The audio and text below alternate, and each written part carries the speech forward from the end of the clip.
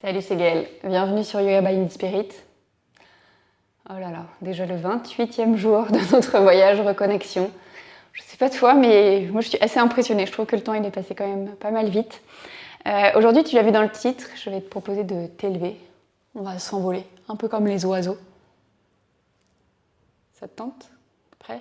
Prête? Enfile une tenue confortable, attrape ton tapis, on est parti.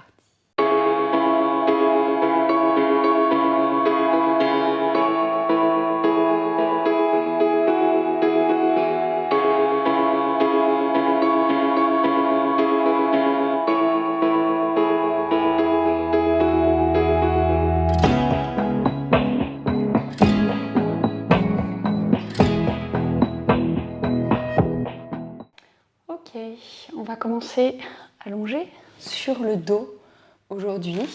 Donc prends le temps de t'allonger sur le dos. Garde les pieds écartés à peu près largeur du bassin ou un peu plus pour laisser les genoux se reposer l'un contre l'autre. Place les deux mains sur le ventre et viens observer la respiration sous tes mains pendant que je te raconte un peu le programme aujourd'hui. Alors, j'hésite toujours à annoncer la fin quand on est au début, de peur que certaines personnes arrêtent la vidéo dès le début en se disant « Mon Dieu, ce n'est pas pour moi », on arrête tout. Mais bon, j'aime espérer que depuis le début de ce voyage, tu me fais un peu confiance. J'imagine que oui, parce que sinon tu ne serais pas encore là. Alors, sauf si tu es arrivé là par hasard, et du coup, bienvenue. Hein. Et ce sera la surprise aujourd'hui. Du coup, aujourd'hui, j'ai eu envie, je te le disais juste avant l'intro, qu'on s'envole. Qu'on s'élève ensemble et qu'on s'envole. Et alors, pour les personnes qui pratiquent avec moi depuis longtemps, qui ont pris un peu 2-3 cours, voire plus, avec moi en présentiel ou en ligne, s'envoler, en général, ça veut dire aller vers la posture du corbeau. Bon, si tu n'as jamais fait de yoga, peut-être tu sais même pas ce que c'est, et dans ce cas, tant mieux. Garde ton innocence, ça va être nickel. Et puis, si tu sais ce que c'est, t'inquiète pas. Il y a plein d'options pour faire ce corbeau. Moi, j'aime juste à raconter cette anecdote avant qu'on s'y jette, et après, j'arrête de raconter ma life. Mais quand j'ai passé mon tout premier diplôme pour être prof de yoga, j'avais besoin d'élèves débutants. Mais complètement débutants, de gens qui n'avaient jamais fait du yoga. Et du coup, j'avais comme cobaye mon mari, un de ses amis, et ma belle-mère. Ma belle-mère qui est un peu âgée maintenant, mais qui l'était un peu moins à l'époque, mais qui était quand même bien plus âgée que nous. Comme une belle-mère, quoi. Et qui n'a pas eu ses enfants à 15 ans. Et bref. Donc du coup, c'est un peu pour cadrer l'idée. Et ma peak pose, c'était la posture du corbeau. Et ma belle-mère est montée en corbeau. Ma belle-mère n'a aucune capacité physique exceptionnelle par ailleurs. C'est juste un être humain standard, comme beaucoup d'entre nous. Et elle a quand même décollé un demi-millimètre en corbeau. Et ma prof, à l'époque, m'a dit « Mais mon Dieu, Gaëlle, je n'aurais jamais osé faire ce que tu as fait en tant que premier cours. Et tu l'as fait... » Alors, c'est pas pour me jeter les fleurs, hein, mais c'est ce qu'elle m'a dit. Elle m'a dit que je l'avais très bien fait et que j'avais réussi à accompagner des personnes complètement débutantes à décoller dans le corbeau. Je ne vous garantis pas qu'aujourd'hui vous allez décoller dans le corbeau, mais vous voyez l'idée, c'est que parfois, en pratiquant et en ayant des capacités physiques vraiment standards, sans être hors du commun, sans faire 15 000 heures de sport par semaine, des fois on a des surprises, parce que juste on se laisse guider, on respire et on y va, et parfois ça passe. Donc voilà, c'est un peu dans cette idée-là que je voulais qu'on aborde le cours aujourd'hui. Et du coup, je vais t'amener à amener les deux genoux à la poitrine. Et on va commencer, tiens, tout de suite ici, par contre, une première posture du corbeau. Donc là, si tu sais ce que c'est, tu es en train de te dire, cette meuf est folle. C'est probable, mais pas du tout, en fait, en vrai. Donc tu vas garder les genoux vers la poitrine et juste mets tes mains sur le ventre. Ici, normalement, ton ventre, il est plutôt relâché, un petit peu tendu parce que tu as ramené les genoux, du coup, ça fait quand même un effort au niveau des fléchisseurs des hanches, mais globalement, tes abdos, ils sont pas si tendus que ça. Là, ce qu'on va faire, c'est juste, tu vas décoller la tête et imaginer que tu voudrais que ton nez, il aille toucher tes genoux. On ne veut pas forcément qu'il aille toucher les genoux, mais c'est le chemin, ok? Donc, ramène ça, et là, tu sens. Ici, tes abdos, ils sont engagés, ok? C'est exactement ce qu'on va chercher dans la posture du corbeau. L'intérêt de cette posture, c'est surtout de travailler la sangle abdominale, au-delà de travailler autre chose. Et du coup, pour prendre cette forme de posture du corbeau, mais en étant allongé, tu vas tendre tes bras vers le plafond. Imaginez que tu repousses le plafond avec les mains, et essaye de ramener tes genoux au niveau de l'arrière de tes bras. Voilà, ça c'est un corbeau sur le dos. On respire, hein, évidemment, comme tout le temps en yoga, on respire. Et puis tout doucement, viens lâcher, redépose les deux pieds sur le tapis. Alors il est probable que c'était peut-être déjà un peu intense pour toi, mais je suis sûre que tu y allais. Peut-être que tu t'es reposé, que tu es remonté, mais Ça a marché. Okay. On va le refaire encore une fois. Maintenant que tu sais où on va, on ramène les genoux vers la poitrine. Les genoux, ils n'ont pas besoin d'être ensemble, hein, puisqu'on va chercher à les amener derrière les bras. Ils sont un peu écartés. On va ramener le nez vers les genoux. On décolle la tête, on décolle les épaules. Et on pousse un mur imaginaire, un plafond avec ses mains. Et on ramène les genoux plus ou moins derrière les bras. Et on respire, évidemment. Et puis on va venir relâcher ici. Ok, ça va? Donc là, au choix, soit tu viens rouler sur un côté, soit tu vas venir rouler plusieurs fois le long de la colonne. On va venir trouver une posture assise. On vient croiser les tibias. Et là, c'est juste pour venir à quatre pattes. Donc viens t'installer dans ton quatre pattes. Alors, on va pas se mentir, le corbeau, c'est une posture qui se fait sur les mains. Et donc du coup, c'est pas mal de pouvoir échauffer un peu les poignets. Donc ce que je vais te proposer, au lieu de notre traditionnel chavage, tu sais, on creuse, on arrondit le dos, on l'a déjà fait 1000 fois ensemble, bah, ça va être que tu vas faire un peu ça, mais en prenant, tu vois, ce mouvement circulaire autour de tes poignets, dans un sens, puis on fera dans l'autre sens. Donc ça va donner un truc un peu comme ça, je viens creuser le dos, je l'arrondis, tu sais, je pousse un peu les hanches d'un côté. En gros, je dérouille la colonne et en même temps, j'échauffe mes poignets. Tu vois l'idée? Tu peux même fermer les yeux ici pour faire ça. Donc on tourne dans un sens, et puis on change de sens.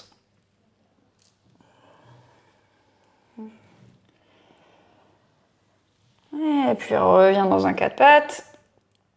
Bon, juste parce que ça fait du bien, on va crocheter les orteils pour étirer les plantes de pied, ramène les fesses vers les talons et on va venir tourner les poignets dans un sens, puis dans l'autre. Tu sais toujours, hein, si jamais ça c'est trop intense, tu as une main au sol et tu fais les poignets une main après l'autre.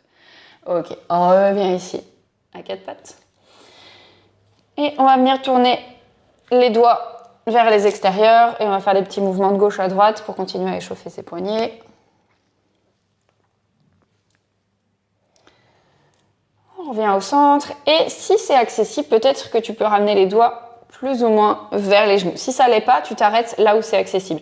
Si ça c'est trop intense, tu peux aussi ramener les genoux un peu plus proches de tes doigts. Et ici, on va venir des petits mouvements d'avant en arrière. Donc, on y va doucement, hein. On ne va pas chercher à se péter un truc, à aucun moment d'ailleurs. Et puis recrochette les orteils, viens décoller les mains, on va retourner les poignets tout doucement dans un sens, puis dans l'autre. On redépose les deux mains sur le tapis, donc tu l'as vu, hein, l'idée avec ce corbeau, c'est d'avoir un centre du corps solide pour pouvoir décoller. Pourquoi? Parce qu'en fait, souvent on pense qu'il faut des bras hyper costauds pour réussir la posture du corbeau, alors qu'en fait, si tu n'as pas des abdos suffisamment solides, tes genoux ils vont s'enfoncer dans l'arrière de tes bras et c'est comme ça qu'on va avoir plein de bleus. Donc pour vérifier que tu as les abdos qui bossent, crochette les orteils, décolle les genoux de quelques centimètres et on respire ici pour 5, 4, 3, 2, 1 et on repose les genoux, on décrochette les orteils. Viens passer les pieds d'un côté.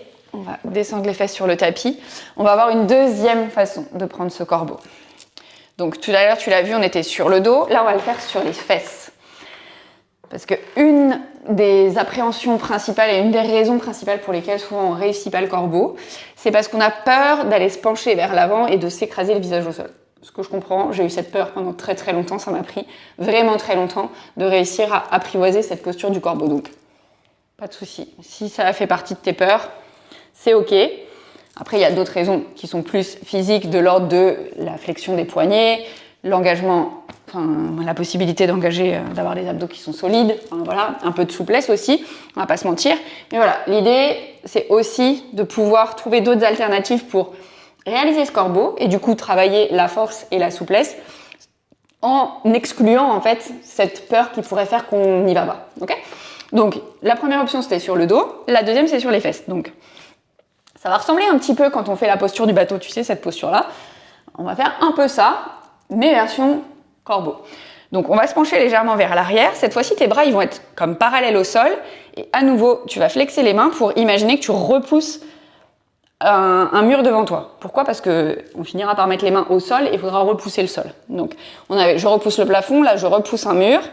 Je me penche vers l'arrière, donc là tu le sens, hein, normalement les abdos ils bossent. Et là, pareil, hop, il faut que je ramène mes genoux derrière mes bras. Et je respire ici. Ok? Donc là, tu sens tes abdos, ils bossent. Tu bosses ta souplesse parce que, mine de rien, pouvoir ramener ses genoux derrière les bras, ça demande quand même de pouvoir vraiment se plier presque en deux. Et tu bosses la force, les abdos, tu bosses la résistance avec les mains qui vont vers l'avant et tu respires ici. Ok, bien relâché. On va le refaire encore une fois maintenant que tu sais où on va. Redépose tes deux pieds à plat, penche-toi vers l'arrière, les bras parallèles au sol. On flexe les mains, on imagine qu'on pousse dans un mur et on vient ramener les deux genoux. D'ailleurs, si les deux genoux ensemble c'est pas ok, tu peux ramener un genou, tu reposes le pied, tu ramènes l'autre. C'est aussi une alternative. C'est un peu d'ailleurs ce qu'on fera quand on sera sur les mains. On essaiera de soulever un pied puis l'autre. Bah, c'est un peu l'idée avec ça. Okay, ce qu'on peut moins faire quand on est sur le dos. Donc c'est pour ça que c'est... Vas-y, relâche. C'est pour ça que c'est intéressant de travailler les différentes façons parce qu'en fait, on travaille toujours la même posture, mais pas sous le même angle d'attaque, si on peut dire. Et du coup, c'est assez complémentaire et ça permet de changer la façon d'appréhender la posture pour avoir quelque chose de plus global. D'accord ? Donc, reviens sur les genoux. Ici, on va prendre un petit chien tête en bas. Donc, presse les deux mains dans le tapis, les fesses vers les talons. Prends le temps d'étirer un petit peu le corps, parce qu'on était quand même pas mal replié sur soi-même. Allonge les bras, allonge le dos. Éventuellement, allonge les jambes. S'il y a besoin de les garder pliées, tu sais, tu les gardes pliées. Et puis, on va marcher les mains vers le milieu du tapis. Marcher les pieds vers le milieu du tapis. On va prendre une petite flexion avant ici. Donc, au choix, jambes tendues, jambes pliées, c'est toi qui vois. On relâche le buste vers les jambes. On voit quand même si tu peux tendre une jambe, puis l'autre, juste histoire de dérouiller un peu tout ça. Et puis on va venir prendre notre posture du corbeau. Ok. Donc, si jamais tu te sens pas à l'aise, ne fais pas. Ça, c'est le premier truc. Regarde, si tu te dis ah non, aujourd'hui je suis trop fatiguée ou je sais pas, il y a d'autres raisons, ne force pas. Ça, c'est important. Par contre, après, tu peux aussi décider de te faire confiance et de voir où ça va nous emmener. D'accord ? Parce que de toute façon, on ne va pas rester sur les deux mains direct. Le corbeau, c'est une posture, alors j'aurais presque voulu dire de force, oui et non, dans le sens où, mais comme beaucoup de postures d'équilibre, en fait, on y rentre en engageant les muscles et pas en se jetant dans la posture. Le cerveau, il n'est pas capable, ou en tous les cas, c'est très difficile pour lui. Imagine, tu es en train de courir, tu t'arrêtes sur un pied, ici, il y a toutes les chances que tu te vautres. Alors que si tu es debout, tu te montes, là ça va tenir, d'accord ? Donc tu vois l'idée, en corbeau c'est pareil, on va pas mettre les mains et sauter les pieds vers le plafond, enfin ça n'a aucun intérêt. C'est pas comme ça qu'on tient dans la posture. Donc, dans cette posture, tes deux mains, elles sont à peu près écartées à la largeur des épaules. Au niveau de l'orientation de tes doigts, en fonction de ton corps, pour certaines personnes, les index seront comme parallèles l'un à l'autre, et pour d'autres, il faudra ouvrir un peu. Donc, vois l'ouverture qui te permet d'être à l'aise. En fait, en gros, c'est ce que tu peux faire. Tu n'es même pas obligé de crocheter les orteils, mais c'est comme quand tu es à quatre pattes. Ramène tes épaules au-dessus des poignets, voire au-delà, et vois ce qui fait, quand tu écartes ou pas les mains, que tu sens que tu peux, presque, tu vois, tu gardes les coups de pied sur le sol. Tiens, on va faire ça. Place tes mains écartées à peu près largeur de tes épaules, et ressens que tu peux appuyer dans le tapis, ok ? Et appuie tellement dans le tapis, vois ce qui se passe quand tu soulèves les genoux, tu vois ? C'est un peu ce qu'on va chercher dans le corbeau. Donc tu te mets ici et tu soulèves. Et si jamais quand tu fais ça, tu sens que c'est pas le bon angle avec tes mains, prends le temps, tu mets pause et vois pour trouver l'angle qui va bien, d'accord ? Donc une fois que tu as ça, là pour le coup, on va monter les genoux. Donc on peut revenir en flexion vers l'avant, plie les genoux et monte les genoux au plus haut derrière tes bras. Pourquoi ? Juste parce qu'ils vont redescendre à un moment donné. Donc, on va monter les genoux et c'est là où potentiellement on a peur de se pencher vers l'avant. Ok ? Le truc, c'est que si tu te penches pas assez vers l'avant, tes fesses vont pas monter assez et c'est un jeu d'équilibre. Pour pouvoir tenir, il faut mettre, tu sais, c'est un peu le centre de gravité là, où je mets ma tête vers l'avant pour pouvoir monter mes fesses vers le haut et monter mes pieds et trouver l'équilibre.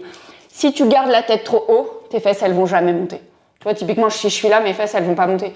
Enfin, tu vois, je peux pas... Voilà. Donc, il va falloir quand même pencher la tête vers l'avant. Si jamais tu as peur, n'hésite pas à mettre des coussins devant toi. Donc, les mains à plat, on monte les genoux et on se penche vers l'avant. Et peut-être qu'aujourd'hui, tu vas rester là. Tu respires, c'est le plus important. Si c'est trop intense dans les poignets, n'hésite pas. Tu reviens, tu peux bouger un peu les poignets, puis tu repars. C'est aussi un travail, les poignets, s'ils n'ont jamais l'habitude de travailler comme ça peut être un peu challengeant au début, donc ne force pas. Donc, on repart, on s'y remet.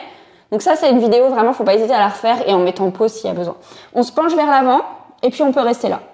Et après, sinon, éventuellement, on peut venir soulever un pied. On repose, un peu comme ce qu'on faisait quand on était sur les fesses, on repose. Et si on veut soulever les deux, normalement, si tu te penches suffisamment vers l'avant, les pieds, tu vois, ils décollent presque tout seuls. Et on respire ici. Et là, tu grippes le sol avec les mains. Alors, j'ai du mal à parler et à montrer en même temps. Mais tes doigts, ils sont bien écartés pour gripper le sol avec les mains. Exactement ce que tu fais avec tes pieds. En fait, quand t'es que d'un côté, tu sens ton pied qui bouge.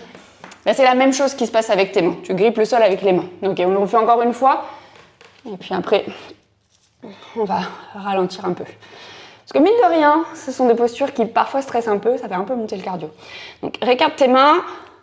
Monte les fesses. Ramène les genoux au plus haut.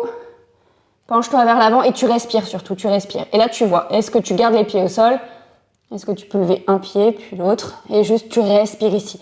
Et si tu as les deux pieds au sol, alors du coup, pour info, ma belle-mère, elle avait décollé genre ça. Hein.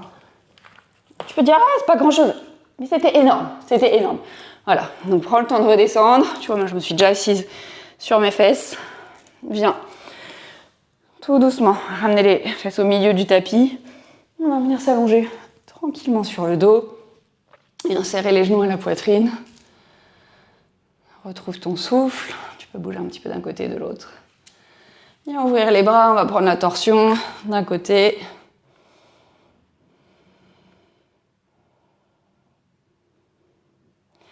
Et puis de l'autre.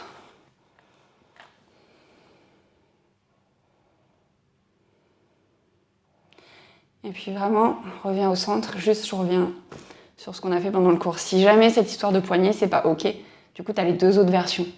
Sur les fesses, sur le dos, ça bosse pareil, la posture, tu as les mêmes bénéfices. Donc vraiment, si jamais avec les poignets, c'est pas OK, prends ces autres options. Elles sont parfaites. Laisse les jambes s'allonger. Sur le tapis, relâche les bras le long du corps. Prends une grande inspiration par le nez. Relâche tout par la bouche.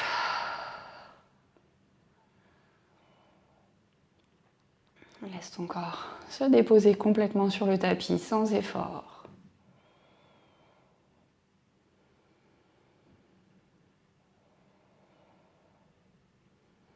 Et puis ramène la main droite au centre de la poitrine, la main gauche sur la main droite. Prends un instant pour te féliciter pour cette pratique aujourd'hui, parce que vraiment bravo, mais aussi pour toutes les pratiques qui l'ont précédée, pour tout ce temps que tu prends chaque jour pour toi. Ramène un grand sourire sur ton visage et félicite-toi encore une fois. Yes, bravo. Merci d'avoir suivi ce cours, j'espère encore une fois. Alors, qui t'a fait le plus grand bien, je ne sais pas, mais en tous les cas que tu t'es amusé, que tu as tenté des trucs, que tu as peut-être découvert des trucs aussi. N'hésite pas à me raconter ça dans les commentaires.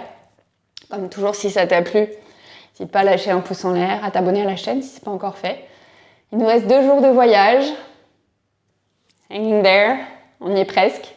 Bravo et à demain sur le tapis.